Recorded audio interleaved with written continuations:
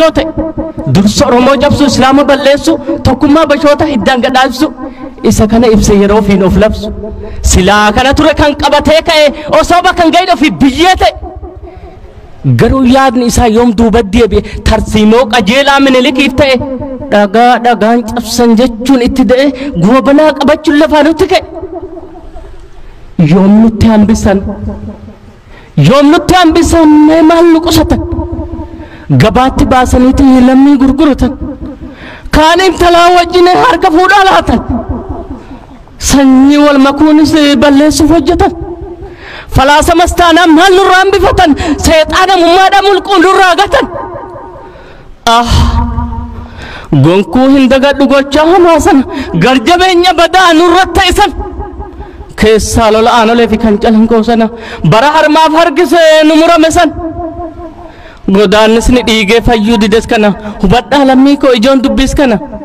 guyyaa saafaa ture aduu hamaa keessa dhiigni ka galaanaa yaa'e lafa dhoosa namnis ni qalame meekkatumaa messa gaaf daa'imni iyyi tureen faadhaarra ciisa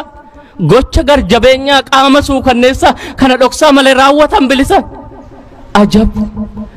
jireenya hamaa akkaan fokkisa maaltu nu mude qabnaa abaarsa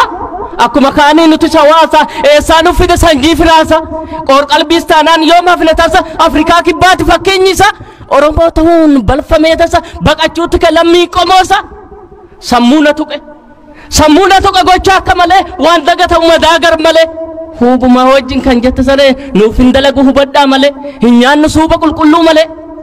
baraa furguggees gajjedhu malee natti jabaate jireenya gare jechuun yaadda'uu waan irran ture jechoonni kasiis tooftaan nu gale addaan nu diiguuf yoo nutti hile gargar nu qooduuf kutaatti hidhee tarsiimoo jabaan jechaan hiriire waan ajaa'ibaa kan nama raaju naman qaanfanne odeessu abjuu takka tasbee kan guunne mijuu maal wanti hamaan kan wal fakkaatu uumaan qaanfanne kan nama nyaatu dhiiga ummataan harka dhiqatu of qofaas yookaan waa hubatu ummata bal'aa doofaan tuffatu ilaalcha dhoqqee akkanaa baatu an biyyan bulche jedhan qaanfatu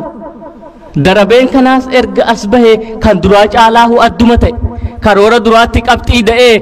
barnoota dhorkaa Oromoo jedhe yookaan barsiifnee hubatu ta'e gaaffiidha fiduu hin nyaatu taa'e ummanni hanganaa yoo lafaa ka'e nurra deebi'a galaana ta'e jechuun dubbata aangoorra taa'e tooftaalee kanaan daba diriirse darabee isaatti Haayile Sillaasee waan ufiin illee hedduu mancaasee qabeenya biyyaa fi lubbuus qisaase bifa dandaheen Oromoo jaamsee umrii fi tursuudha icciitii dhokse dhugaan kiyyoon baay'een kan qophaa'aa ture Oromoo qofaatti xiyyaafata ture.